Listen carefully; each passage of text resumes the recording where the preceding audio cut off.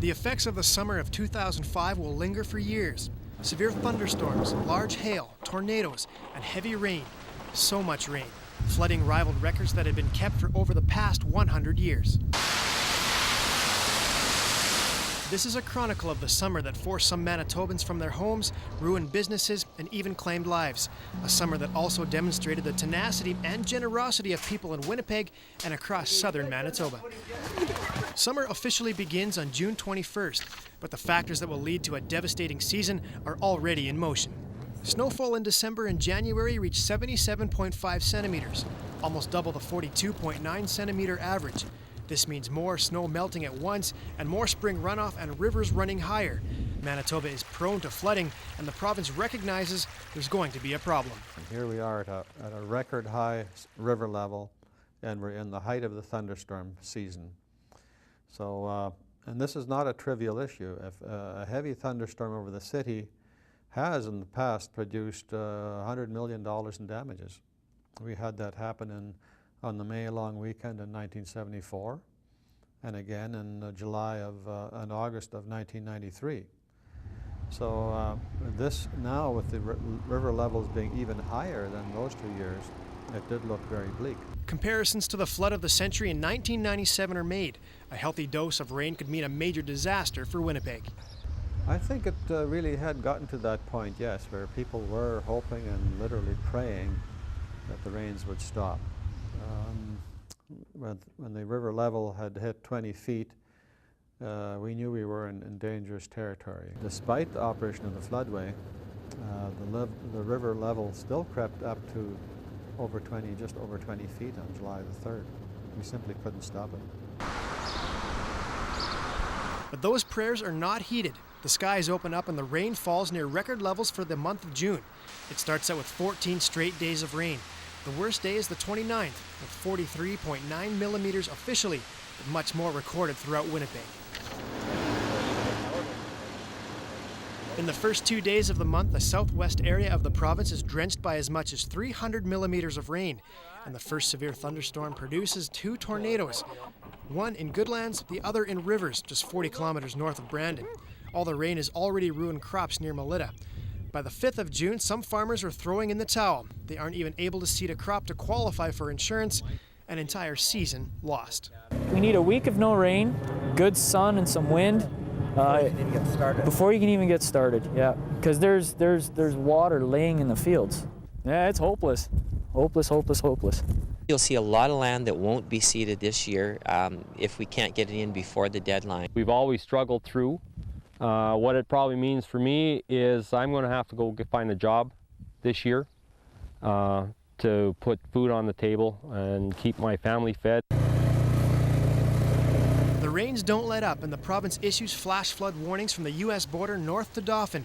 In Winnipeg, the Red River is 3.5 feet above normal. Just south of the city, the third tornado of the summer touches down near Gretna. Saw some pretty serious black clouds. There's a funnel cloud coming down, and it looked like it almost touched pretty intense. I called my wife right away to get her to go down into the basement. By the 13th of June, the city issues a warning to homeowners along the Red River. Secure any loose buildings and property. The Red River hits 19.8 feet, almost 10 feet higher than usual. After 14 straight days of rain, the floodway gates are raised to protect Winnipeg from the rising Red River. The St. Adolphe area, already underwater, gets more. 41 municipalities across Manitoba ask for disaster assistance, and the province comes up with $2.6 million. The sun finally makes an appearance, and Manitobans embrace the good weather, but all the rain means many beaches are underwater. Yeah, it's a lot smaller actually. I don't know. Used to be like huge. I went away further out before. Probably tomorrow or something, it's going to be just insane, just because there's not that much room. High river levels continue. The floodway gates are raised even higher, and the sunshine is short-lived. Altona bears the brunt of a ferocious windstorm. Plow winds knock rail cars off the tracks and cuts power to the area. 140-kilometer-hour gusts make paper airplanes out of the real thing. The roller cloud came in. It was just a huge cloud that was rolling in the sky. We knew right away that was problems. We took about 15 sheets of plywood and rolled the tin off, like you open a sardine can. Just Hot weather returns, fueling the threat of thunderstorms. Environment Canada issues severe thunderstorm warnings from Winnipeg to Portage-la Prairie, and again, Altona is hammered by yet another severe storm. Hail the size of softballs pummel the small town. The area gets 70 millimeters of rain in less than an hour.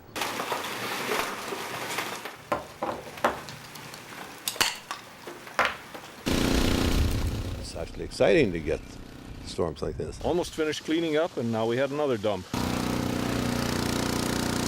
It's such a helpless feeling. I mean, you see these softball-sized stones falling out of the sky, and you know, we've got 100 and some vehicles out on the lot, and there's absolutely nothing we can do. Residents still cleaning up from the previous storm again must pump out basements and haul away fallen trees. A double whammy would have been crushing to most, but Altona residents remain buoyant, surrounded by water. Some people say it comes in threes, so what's next? I mean, There's a short-lived calm as more rain floods up the Marquette area, washing out roads and submerging even more cropland.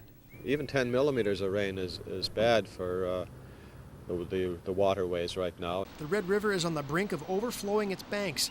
All eyes are on the sky, and more rain could be disastrous. The areas where we're sort of on pumps are more susceptible, but really it goes throughout the city. You know, any place in the city, if it gets enough rain in that part, we'd be concerned about basements. June 28th, more flash flood warnings are issued for Dauphin and the Fisher Branch areas, as 50 to 75 millimeters of rain is expected. In the city, less is forecast, but city planners urge Winnipeggers to get sump pumps and warn of sewage backups. Even small storms are causing problems for the city, and it struggles to cope. We have some crews who are out installing temporary pumps because we're expecting the river to come up another 4 feet. 4 basements that have been flooded, and only one of those was with sewage. The other were with clean water. The last day of June starts no better than the first. 85 millimeters fall in Pilot Mound. In Winnipeg, the city's sandbagging machine is running at full capacity as residents along the Red see the river climb its banks and into their yards. Some homes become flooding casualties. That's my son's room. It's like a lake in there. Well, this is all groundwater. This is all water that should have went down her sewer line, or down her main line to her sewer, but it's not going down there. It's just all coming in the house. We're contacting folks that we think need sandbags according to our records, and we're going to deliver sandbags to them. The town of Lorette shuts off the water after rain overwhelms its sewage facility. Winnipeg golf courses shut down. Not only are the greens too wet, but much of the courses are submerged. The Red River exhibition experiences a drop in attendance because of the poor weather, but among the clouds, a ray of optimism remains. It's like the line from Annie, the sun will come up tomorrow. I hope. June proves to be a disastrous month. Tornadoes, hail, and devastating rains mean a very difficult season ahead. Perhaps the hardest hit are farmers in the Southwest. The summer of 2005 is shaping up to be one of the worst farming years in the province's history.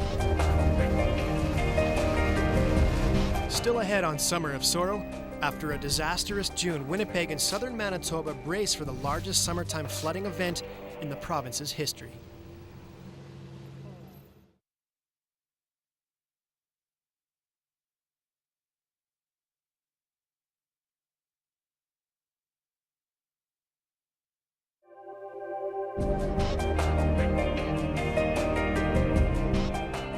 July is the first real month of summer. A month that is supposed to be full of sun and warm temperatures. This year it starts out ominously. The Red River at the Forks hits 20 feet, just shy of the 24.5 level during the flood of the century in 1997. I'm going to try and get out of here. On the southern outskirts of Winnipeg at La Barriere Park, this woman's truck lies submerged in the LaSalle River. She tries to cross a washed-out road, but her vehicle is swallowed up by the overflowing river.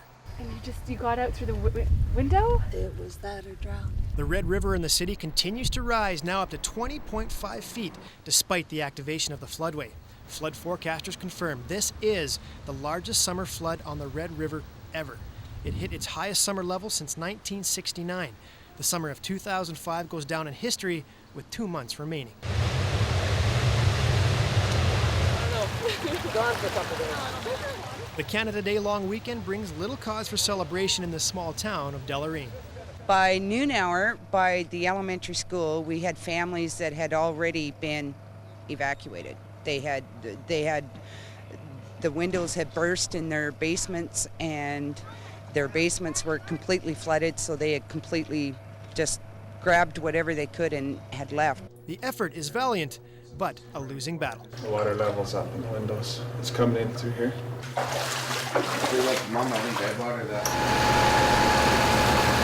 That's how small communities work, and that's what keeps things going around here, is that everyone has a tractor that has a pump. They'll come and pitch it in and try and get things done right. Flooding affects more than 75% of all the homes.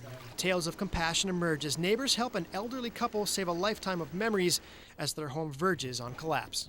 Total terror. We didn't know what on earth it was, and I had just come up from the basement not 5 or 10 minutes before. If I'd have been down there, I wouldn't have got out. We got lots of help, so that helps. Lots of young husky guys helping old man. Just as fast as the water rushed into Deloraine, it left. No one's ever seen more than a trickle on this wooden diversion. On this day, it sends enough water into the Deloraine golf course to submerge entire trees on the first hole. On the banks of Lake Winnipeg, the relaxing holiday weekend is shattered by the sound of rolling thunder, but there's not a storm cloud in sight. Days of rain pushes a beaver dam to the breaking point. It collapses, sending a wall of water and debris rushing towards unsuspecting cottagers. Well, we were sitting on the deck having our coffee, and we could hear, it sounded like a train coming down the railway tracks. We went back upstairs, and it was just like the tsunami, just like the pictures you see on TV with the water coming at you, and everything coming at you was just like, it was unreal.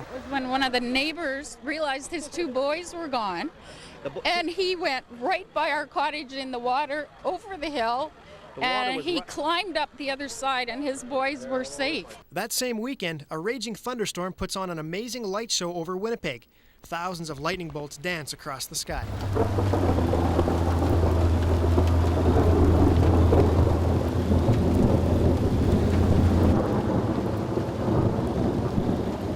The storm rains hard, but its bark is much worse than its bite.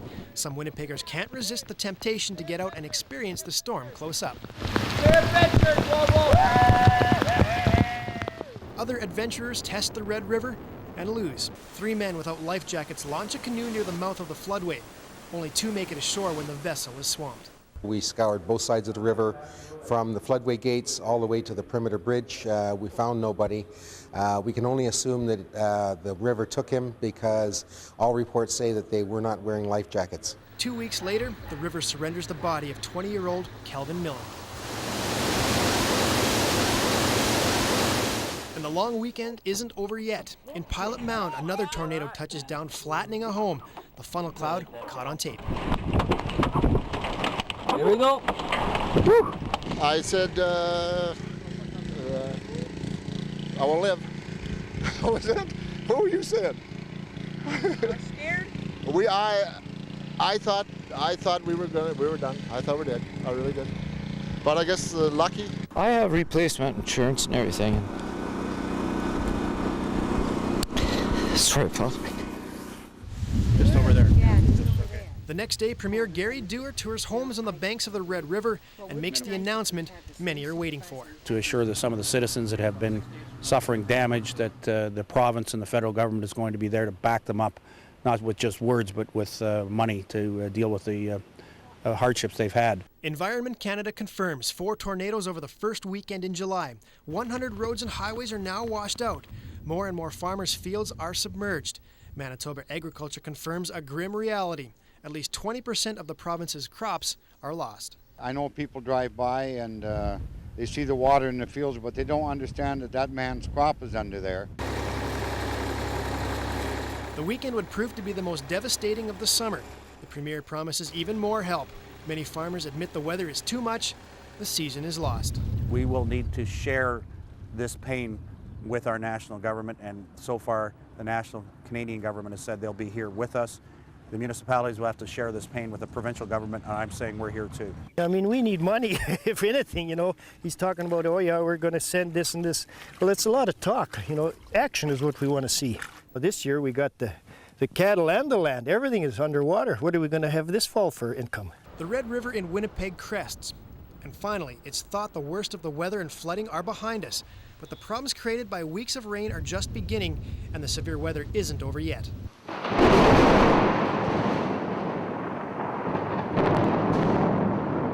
The latest downpour causes flooding and falls trees. Some cars in low-lying areas are submerged and written off. The following day proves Winnipeg isn't out of the woods. Winds from a thunderstorm ravage Winnipeg, decimating trees. Many have stood for more than a century when Winnipeg was founded in 1873. But the city's sprawling urban forest is no match for the summer of 2005. July 16th marks the largest storm to set its sight on Winnipeg. St. Vital gets 90 millimeters of rain in less than an hour. Winds peak at 110 kilometers. The damage sweeps across the city. Few neighborhoods are spared.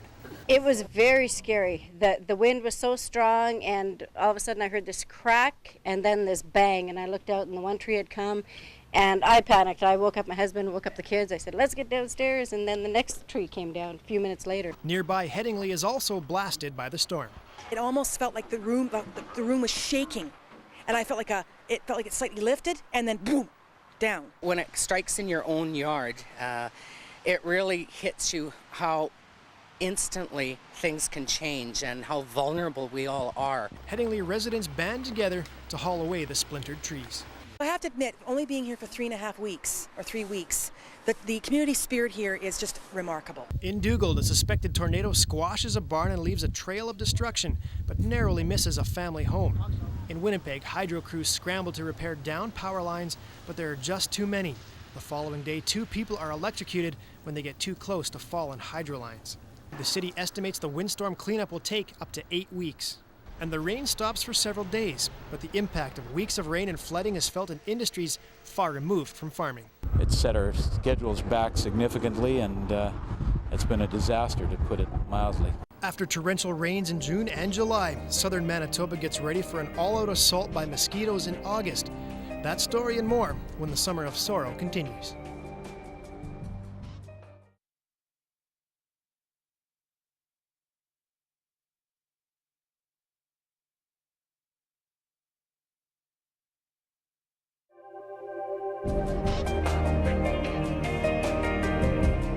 Throughout the summer, the mosquito population has been building, fueled by downpours, followed by hot weather.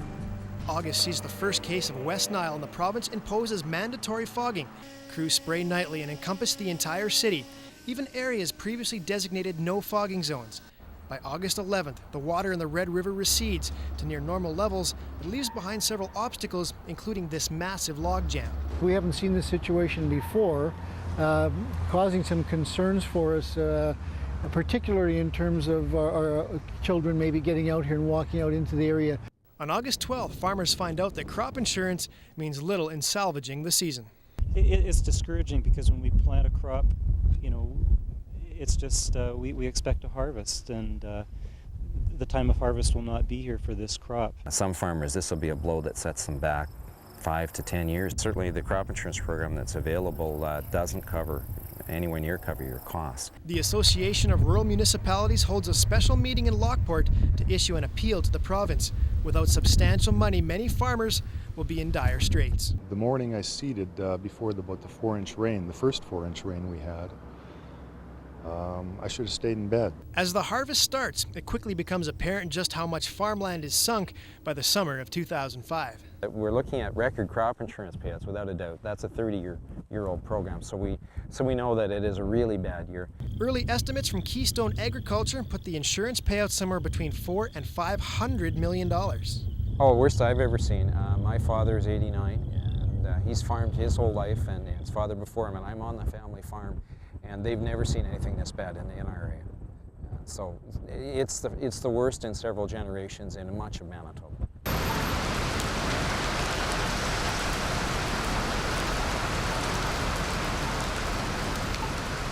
The rain this year is extreme, touching off the greatest summer flooding ever seen in Manitoba, causing the greatest crop loss in southern Manitoba, and 2005 is also the wettest year ever recorded in northern Manitoba, shattering the records in Thompson and Lynn Lake.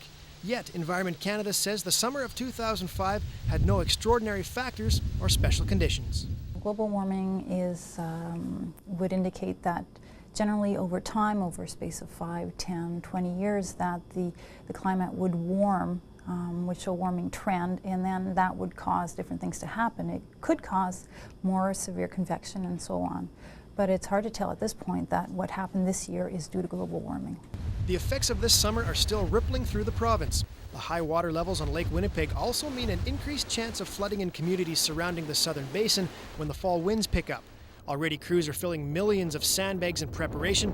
It will take some time to measure the full economic fallout of the Summer of Sorrow. It was truly extraordinary, and it is a very expensive item. It's going to hit us all in the pocketbook.